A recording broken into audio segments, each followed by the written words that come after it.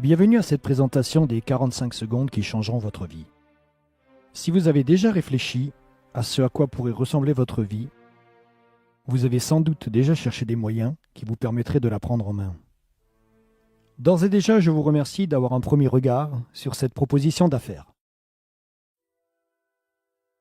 Voyons comment prendre votre vie en main avec le marketing de réseau. Avez-vous déjà songé à ce que cela représenterait pour vous de prendre votre vie en main? Voilà ce que signifie pour moi le fait de prendre sa vie en main. Si vous éliminez le temps alloué au sommeil, à vos déplacements, à vos heures de travail et aux tâches quotidiennes que vous devez accomplir, il ne vous reste alors qu'1 ou 2 heures par jour pour pratiquer vos activités favorites. La question est de savoir si vous avez suffisamment d'argent pour vous y consacrer. Nous avons découvert le moyen de prendre sa vie en main en établissant une entreprise à domicile. Ce système est si simple que chacun peut le mettre en pratique. Aucune technique de vente n'est requise et ce système a de plus l'avantage de ne demander qu'un peu de votre temps. Ce qui nous amène à nous poser cette question. Qu'est-ce que le marketing de réseau? Parmi les différentes méthodes de distribution de produits et de services, le marketing de réseau est la moins comprise. Le mot marketing désigne l'action de diriger un produit ou un service d'un fabricant ou un fournisseur vers un consommateur. L'association au mot réseau signifie qu'un système de rémunération est proposé aux personnes qui en assurent la distribution. Mais en quoi le marketing de réseau est-il différent des autres méthodes de distribution? Il n'existe en fait que 3 méthodes fondamentales de distribution de produits. La première, la plus courante, est la vente au détail. Le consommateur se rend dans un magasin pour acheter des produits.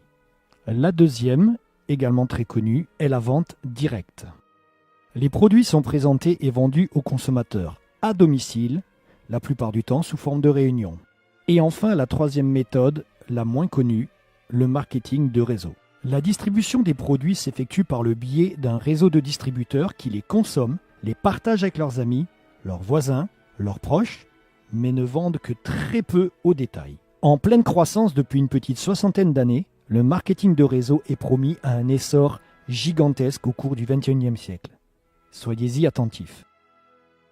Prenons un instant pour éclaircir un point très important. En effet, le marketing de réseau n'a rien d'un système pyramidal.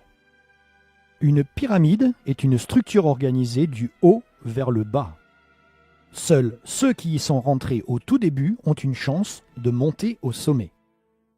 Dans la structure du triangle inversé du marketing de réseau, tout le monde commence en bas et a l'occasion de créer un vaste réseau, plus vaste encore que celui du parrain. Il est important de préciser qu'une structure pyramidale n'assure pas la distribution de produits, mais suppose uniquement des flux financiers, ce qui est illégal. Ce que vous allez découvrir maintenant va vous permettre enfin de comprendre le concept du marketing de réseau. Au travers de la synthèse qui va suivre, je vais vous présenter les 4 premiers séminaires d'un livre que vous lirez ensuite si vous sentez qu'il est grand temps de prendre votre vie en main. Dans le premier séminaire, nous verrons que 2 × 2 = 4. Le séminaire numéro 2, le syndrome de l'échec chez le vendeur. Le séminaire numéro 3, 4 choses que vous devez faire. Et enfin, le séminaire numéro 4, creuser jusqu'à la roche mère. Abordons le premier séminaire qui s'intitule 2 × 2 = 4. Ce séminaire traite de l'importance du travail en équipe et du soutien aux distributeurs qui démarrent dans votre réseau. C'est au cours de cette illustration que nous commencerons à utiliser le terme parrainage. Et nous verrons qu'on n'a pas besoin de parrainer la terre entière pour réussir. Première hypothèse, nous dirons que vous parrainez 2 distributeurs et que vous les formez pour qu'ils arrivent à en démarrer chacun 2 autres, ce qui fait 4 personnes de plus dans votre réseau. Puis vous enseignez à ces 2 nouveaux distributeurs à faire en sorte que leurs 4 nouveaux distributeurs en parrainent chacun 2, ce qui donne 8 personnes dans votre réseau. En ajoutant encore un palier supplémentaire, vous vous retrouverez avec 16 personnes supplémentaires. Prenons maintenant l'exemple du parrainage de 3 distributeurs. Voyons ce qu'il se produit si chacun parraine un distributeur de plus. Vous parrainez 3 personnes et vous leur enseignez comment en parrainer 3. ce qui vous en fait 9. Puis vous montrez à vos 3 distributeurs comment aider les 9 distributeurs à en trouver 3, ce qui fait 27 personnes. Ajoutez un palier de plus et vous avez 81 personnes supplémentaires dans votre réseau. La différence entre 16 et 81 est de 65, ce qui fait une nette différence. Alors qu'en réalité, la différence n'est que de 1. Prenons maintenant l'exemple d'un démarrage de 4 distributeurs. Vous enseignez à vos 4 filleuls comment parrainer 4 nouvelles personnes, ce qui fait 16 personnes de plus dans votre réseau. Puis, vous enseignez à vos 4 distributeurs comment faire pour que les 16 personnes en parrainent 4, ce qui donne 64 nouvelles personnes dans votre réseau. Encore un palier et votre réseau comptera 256 distributeurs en plus. Regardez maintenant la différence entre 16 et 256. Cette différence est de 240 et pourtant, vous n'avez parrainé et enseigné à parrainer que 2 personnes de plus. Terminons notre présentation par le parrainage de 5 distributeurs. 5 x 5 égale 25, x 5 égale 125, x 5 égale 625. La différence est maintenant monumentale. Cependant, la véritable différence n'est que de 3, puisque chaque distributeur n'a parrainé que 3 personnes de plus. Additionnons maintenant les chiffres encerclés et nous arrivons à un total de 780 personnes. Notez que pour trouver 5 distributeurs qui s'investissent à fond, vous devrez peut-être en parrainer 5, 10, 15 ou 20. Si l'on considère uniquement la consommation des produits par les 780 distributeurs du réseau, le chiffre d'affaires est déjà considérable. Imaginons maintenant que chacun des 780 distributeurs trouve 10 clients potentiels parmi ses amis, sa famille et ses proches. Nous obtenons un total de 7800 clients. Ajoutez à cela les 780 distributeurs du réseau, cela nous donne 8580 personnes. Ne pensez-vous pas qu'avec 8580 clients, votre entreprise ne pourra faire autrement que d'être très prospère? Mais attention, vous verrez au fil de cette synthèse que vous ne devez pas travailler simultanément avec plus de 5 distributeurs inscrits personnellement. Certes, une entreprise peut déjà être efficace avec 3 ou 4 distributeurs au premier palier, mais aucune ne peut le demeurer avec un effectif supérieur à 5. Le chapitre suivant traite du syndrome de l'échec chez le vendeur. Vous comprendrez pourquoi vous devriez plutôt parrainer 10 pédagogues plutôt que 10 vendeurs. Souvenez-vous, l'erreur la plus commune est de faire la confusion entre la vente directe et le marketing de réseau. C'est encore plus vrai pour les vendeurs, ce qui ne veut pas dire qu'ils ne réussiront jamais dans le marketing de réseau. Il leur faudra, en revanche, posséder une bonne compréhension de ces 4 séminaires qui s'avèrent primordiaux pour bien démarrer. On pense souvent, et les distributeurs en particulier, qu'il suffit de parrainer un nouveau distributeur pour dupliquer notre effort. Dans cet exemple, vous avez parrainé Thomas. Or, si vous quittez le réseau, Thomas le quittera aussi et le réseau sera interrompu. C'est pourquoi vous devez expliquer à vos distributeurs que la duplication ne se fait qu'à partir du 3e palier. Si au contraire vous avez appris à Thomas comment parrainer Carole, vous commencez alors vraiment à vous dupliquer vous-même. Mais si Thomas ne sait pas comment former Carole, le réseau sera interrompu à nouveau. C'est pourquoi vous devez enseigner à Thomas comment former Carole pour qu'elle puisse à son tour parrainer Béa. C'est après avoir constitué 3 paliers que la duplication intervient. Le réseau continuera à exister même si vous ne vous en occupez plus. Savoir enseigner, savoir former sont des gages de réussite dans le marketing de réseau. Alors qu'il n'est pas nécessaire de savoir vendre. En résumé, vous enseignez à Thomas comment former Carole à parrainer Béa. Ce message est important car il constitue la clé du succès dans une entreprise de marketing de réseau. Voici comment procède le vendeur typique. Il assiste à une démonstration de produits, recueille les témoignages de ceux qui les utilisent et s'informe des résultats obtenus. Fort de ces données, il va se lancer à corps perdu dans la vente. Première erreur.